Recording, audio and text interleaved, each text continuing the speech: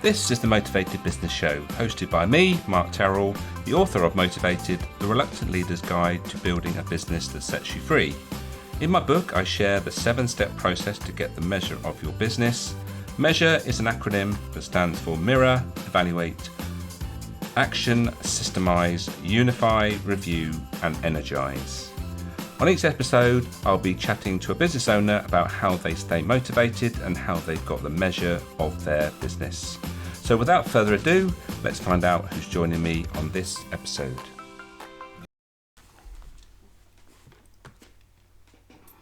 Hello and welcome to this episode of the Motivated Business Show with me, Mark Terrell. Today's guest is quite apt as it's Mental Health Awareness Week, and my guest Marina today is well involved with that sort of thing in the workplace and outside the workplace. So really looking forward to the conversation about what she does and the importance it has with regards to individuals and also the impact that she can have within organisations when counselling and all those things are needed to bring people back on board that may be having some struggles in their life. So before we get stuck into that conversation, let's just remind you of my book. I mention it every time because inside that book there's a 7-step process which I'm going to talk about a bit later on. The 7-step process which I think every business owner should follow, starting with M for mirror, and following through to E for energize, being the measure acronym 7 steps. So that's in my book. If you'd like to contribute to the podcast, any contribution is well received and gratefully received, I should say. And you can do that by going to my Buy Me a Coffee page and just buy me a coffee. And if you buy me 2 coffees, then I will put a copy of my book in the post to you. So there you are. If you want to contribute and also get a copy of the book, then you can do that just by clicking on to or scanning that QR code. Right, without further ado, let's crack on with the show. Let's welcome my guest. Welcome, Marina. Hi, Mark. Looking forward to our conversation, but before we get stuck into that conversation, let's give you the opportunity to introduce yourself properly. Yeah, so I'm the founder of OK Talk, a platform dedicated to providing well-being services. I'm a qualified counselor and psychotherapist, and I've been working as a counselor for more than 9 years. Fabulous. Great. So the obvious question to start with is, how did you get into counselling and what inspired you to do that? Yeah, so when I was a child, I didn't have many people to talk about my problems, and not many people were interested. I remember my grandmother, she asked, but, her strategy was, praying for us, and I didn't want to upset her and disappoint her. So I just pretended, it worked and everything is fine. So in my 20s, I moved to England and, I started working, had my first relationship, and it was tough. So I went to the doctor because I knew something wasn't right. But he told me that, speak to your family or boyfriend. But, my family was far away and my boyfriend was a part of the problem, and that time the doctor didn't help me. And I was very young, I was in my 20s. I didn't get that support I really needed. So I always had interest in in psychology, and in humans behaviors.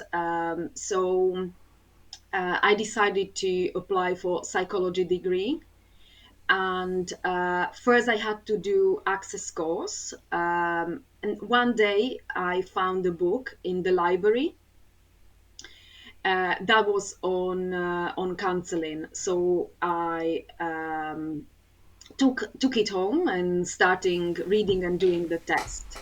But my answers were all wrong. Yeah.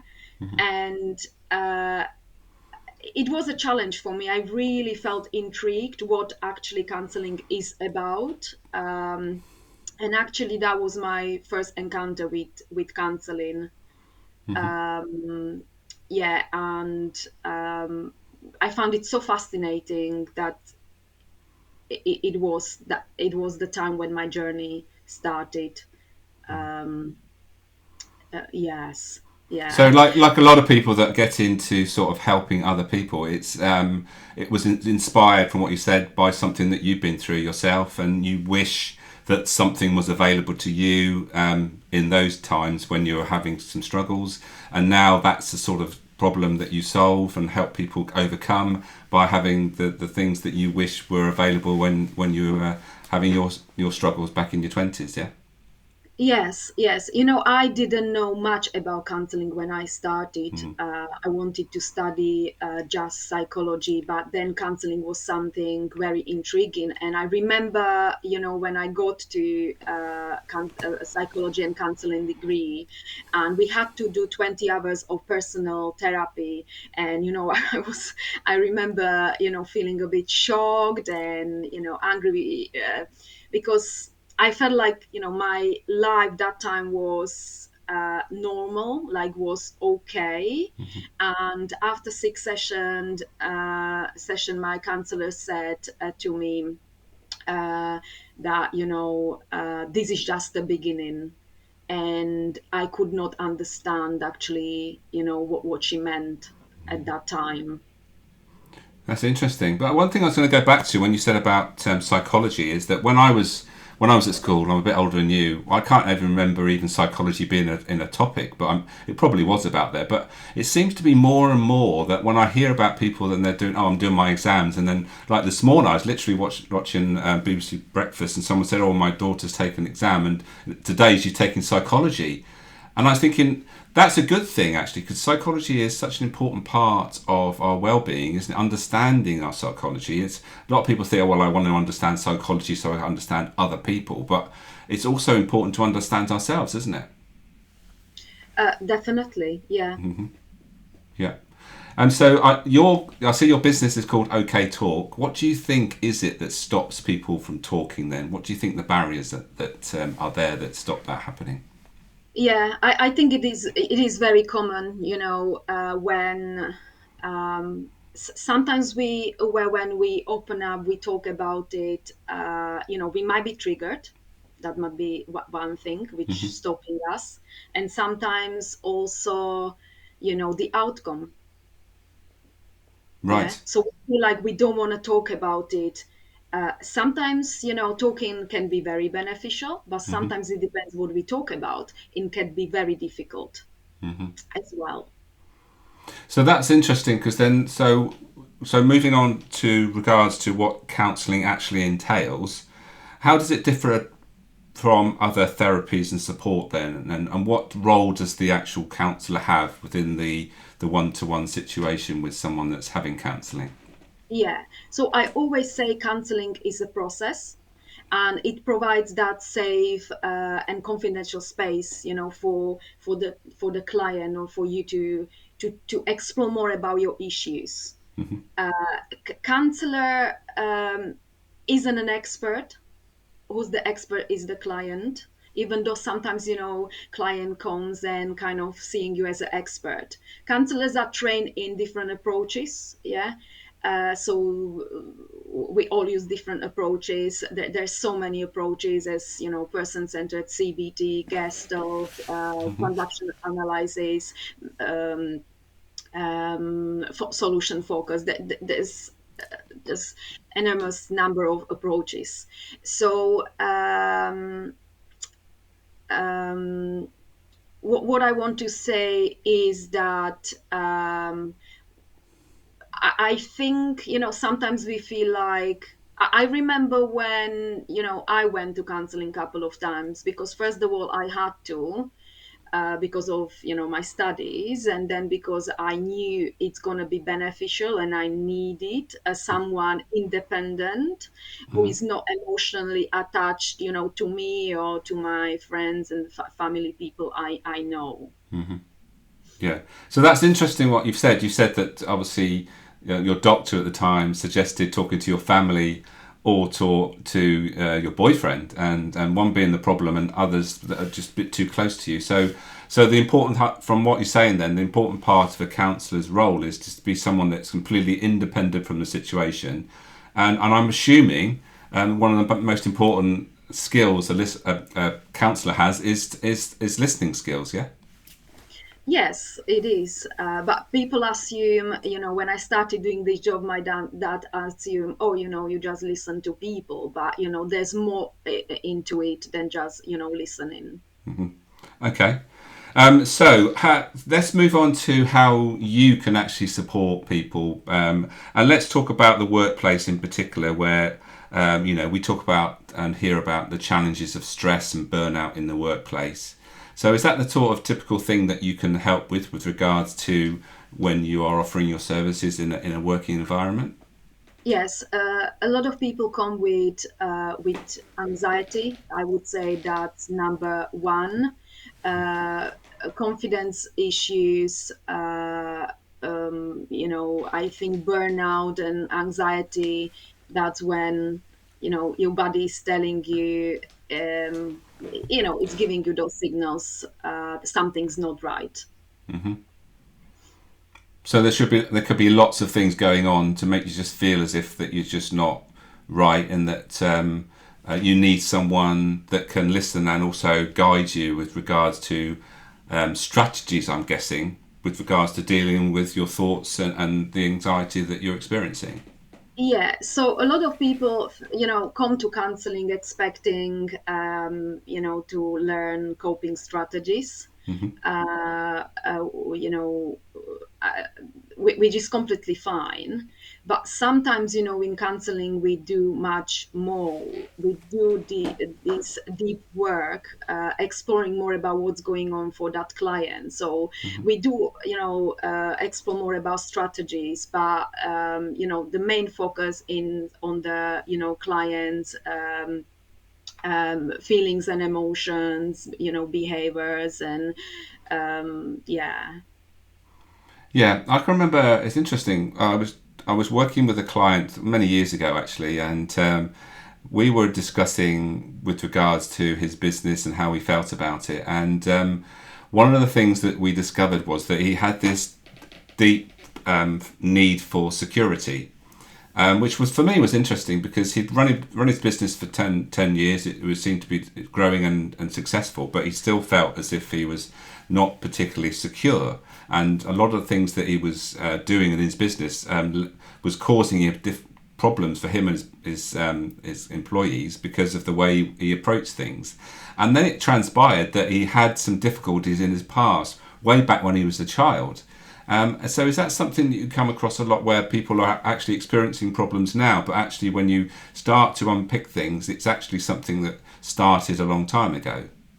Yeah, if you think about, if you experience burnout or anxiety, it did not start today. Yeah, No. it's something what started weeks, months, maybe years ago. So in therapy we do reflect sometimes, even on childhood. Sometimes I do suggest clients to write a timeline or lifeline, yeah, and just reflect. Or I say, okay, ask your parents what actually been happening when, what happened when you were a child, because sometimes you might not remember, but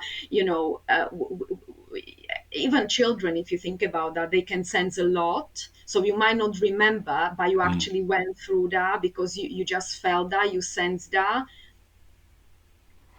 Yeah, and so how I mean we talk about how we sort of strategize with regards to dealing with these things. So is there some techniques and things that you can share with us with regards to how a certain maybe tell us a story of a client, obviously not with that, not naming them, with regards to how you helped them and then the strategies that you helped them with that overcame that challenge. Okay, yeah. So what I can think of, maybe, I would just go. Don't want to bring clients here, No. but based on obviously my work. I wrote just a couple of points, and when you struggle, the first thing, obviously, I know people, as we discussed, that come with they want to learn more coping strategies. When they stress and upset. So, what might be helpful? To think, okay, what strategies I use are helping me, and when do they work best, and do they work, so really just recognizing and addressing those unhealthy coping mechanisms. The other thing, I think, we all struggle with that, and is it's very important to feel present and grounded. So have that focus on what's happening right now, because a lot of people can say, okay, I'm um, overthinking, I'm worried about, so about the past or about the future. So when we do that, we can't be present. So maybe I would suggest, okay, just start noticing when you're not present, when it's just so much going on for you. And obviously, I think indication would be maybe feeling overwhelmed, anxious, and people experience all sort of uh, feelings, and emotions, and I don't know, physical sensations. So maybe just put that focus on, okay, how do I experience that, and what are those strategies to make myself feel more grounded. So I can think clearly, because I think that's the most important when we're not present. It's really difficult to feel, I don't know, motivated and focus, and so the next one I would mention is validating and processing emotions. Sometimes we feel like, oh, I just don't want to feel that, like we want to ignore those feelings and emotions, but I think it's important to to maybe imagine that they just above you as a clouds, and they will pass by, and there's going to be that sunshine, rain, or or that wind. So it won't be there for forever. The other thing what I can think of is cultivating supportive relationships. And what I mean by that, it's really talking to the right people, about what you're going through, about, it can be anything, work, personal struggles. So you get that right support, and uh, you get that what you need, and really focusing who is that person to talk to, if it's, I don't know, family member, or someone at work, or professional. Because sometimes I feel like um, I don't know, at home I've noticed a lot of people, they, okay, I want to talk to my partner is not understanding, or is not empathetic enough, my needs aren't met, I'm not happy. Or at work, there is a lot of expectations from managers. I think sometimes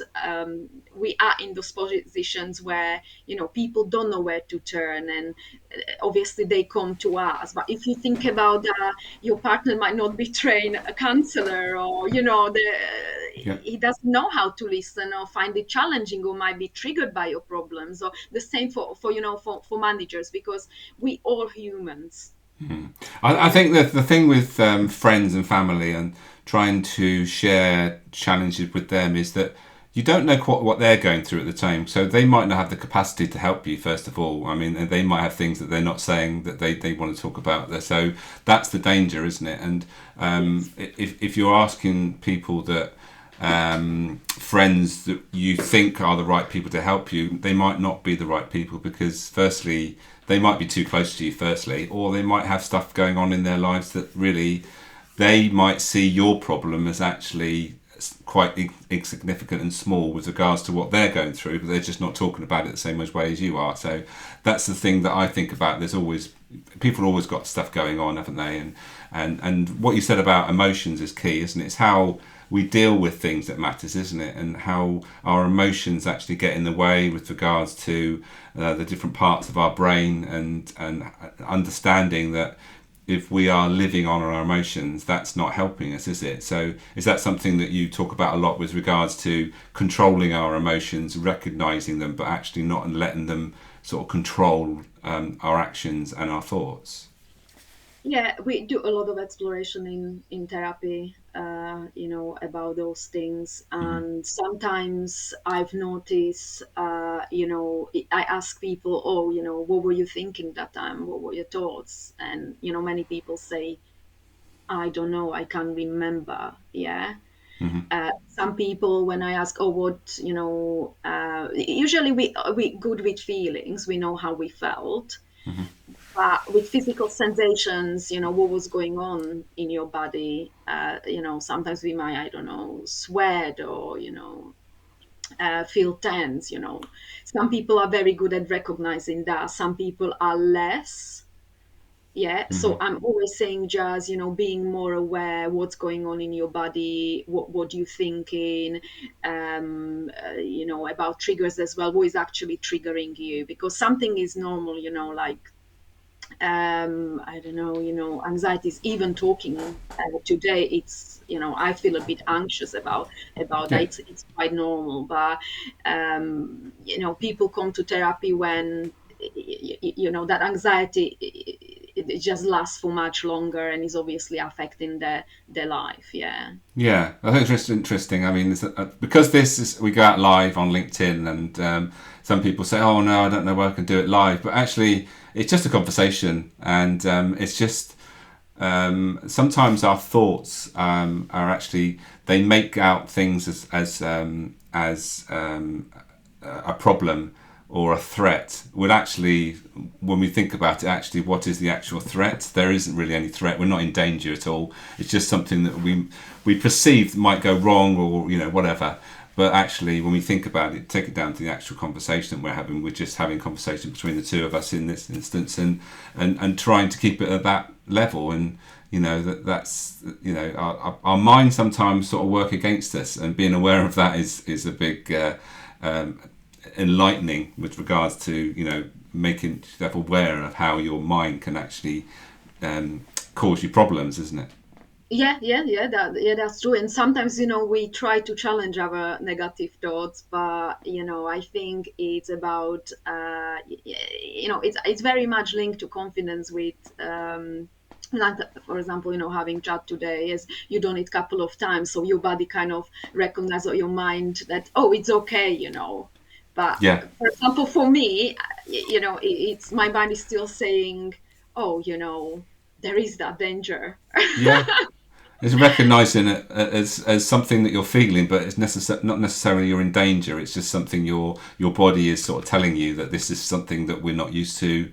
I'm not sure how it's going to go, but actually, Yeah, hopefully by now you're feeling it's fine and nothing dangerous is going to happen. So, I feel it is fine. And that's when, people come to therapy. Sometimes I'm hearing, yeah. oh, my issue is, I don't know, just too small. Mm-hmm. But it does not matter how big or small it is, because our body, will send you that signal as there is, the danger. So it does not matter how big or small it is. Well, and I guess small things can quite easily become big things if you don't sort of deal with them, have a strategy to deal with the small things. They can become a big thing, become a bigger problem. Um, right, Marina, I'm going to give you the opportunity to relax now and just sit back and just I'm going to share a few bits and pieces and thoughts about what you've been sharing and how it sort of connects to the 7-step process. So as I said at the beginning of the podcast, I always want to talk about the 7 steps and where it fits in. These are the 7 steps. But I'm not going to dwell too much on here. But the important thing here is in the workplace, it's understanding that we all go to work for different things, and so let's think about what those things are. So, with regards to motivations, we've got all 9 motivations, and these are all relevant to all of us. But if there's something that particularly is important to us, then and that's not being fulfilled, then that can become a problem. So I've just picked out one for example. So friend is one of the 9 motivators. So there's no good or bad motivator. Some people have high friend. And friend, as you can see, is about belonging, friendships, fulfilling relationships at work. So someone with high friend comes to work for those things. So if those things are missing from our workplace, and someone comes to work particularly as one thing that drives them at work and gives them energy, so that can often become a problem if, firstly, that there might be a relationship that's broken down at work, or there might be your manager or your leader, with regards to the way that they lead, has not got anything regards to their motivations, for that what they're actually, the way they're leading, I should say, or managing, is not in line with creating that fulfilling relationship that you want from your work, and that can have an adverse effect on you. Short term, it might not be an issue, but if it carries on for a long period, then it can become a big problem with regards to your mental well-being and how you're feeling about your work. So let's face it, we spend a lot of time at work, and if we're not feeling that we're getting the right energy from our work and feeling good about it, that can ultimately become a problem long term. So I'm not saying that this is what causes the problems with mental health, but it is a part of the picture, I think, with regards to how we come to work, things that we want to have fulfilled at work, and if they're not, then that could be have a knock-on effect with regards to our well-being and how we feel about ourselves and our mental health. So any thoughts about what I said there, Marina? I believe, relationships at work are really important. I'm not saying we have to be, friends, but having open communications, having that person where you can go, and if there is an issue, you can discuss that with, it's very important. And if you think about that, if there's not good relationship, if there's toxic relationships, it can be damaging, and it can affect your mental well-being. Yes. Yeah. We're running out of time, sadly. So just before you go, then, so how do you see that business leaders can create and foster a supportive environment in their workplace? You see? Yeah. I think crucial is to have open communications. Yeah. So I know, when I started, I remember, I didn't have to have that open communication. I needed to go and study for years, and practice that. So really just looking for, okay, what is there out there for me? Any resources, employee assistance program, and do I really feel like supporting them, or who is there in the organization who could support that employee to have that open communication. I guess one of the things that you can offer is someone like you, as someone that they can contact, have their contact, your details. And so if you're listening to this, then obviously Marina is the ideal person to speak to. If you think in your organisation could do with someone that is supporting and being available for those people that might be starting to have a challenge in their lives, because let's face it, if they're having those challenges outside of work, or hopefully not inside work, but it might be inside work, if they can overcome them, then they're less likely to do things that, the productivity is going to be maintained. They're not going to think about leaving and all those sort of things, and all the costs that go with that. Really enjoyed our chat, Marina. Before you go, I think we should definitely mention your initiative with regards to the Chatty Cafe. Do you want to mention what that's all about? Yeah, so the Chatty Cafe is scheme. I run one event in Portishead on Mondays morning from 10 till 11:30. It's for anyone to come and chat, really, to, it has nothing to do with therapy. It's just to have, just to chat about anything.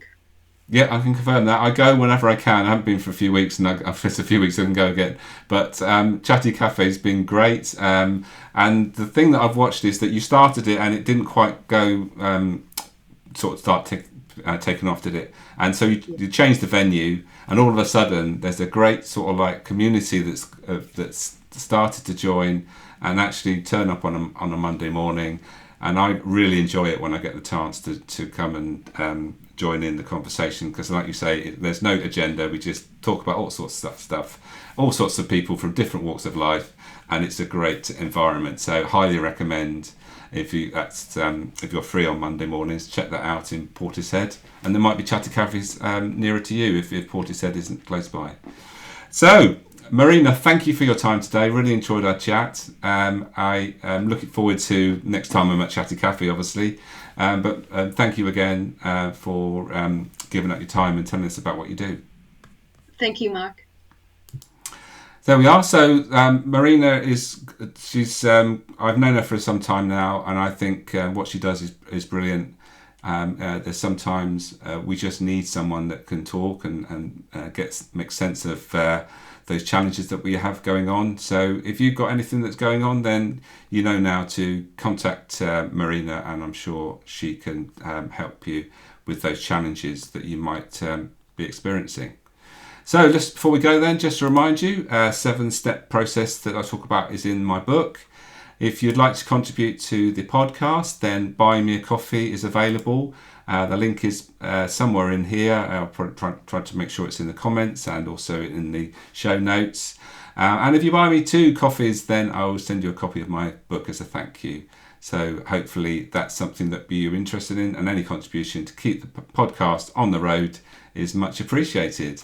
So thank you for those that joined us live. And if you catch this on replay, don't hesitate to leave us any comments, and if you get the opportunity also to share the conversation with anybody that might find it useful, then please do that. But until the next episode of the Motivated Business Show, I bid you farewell. Have a great day, take care of yourselves, and I'm looking forward to the next time.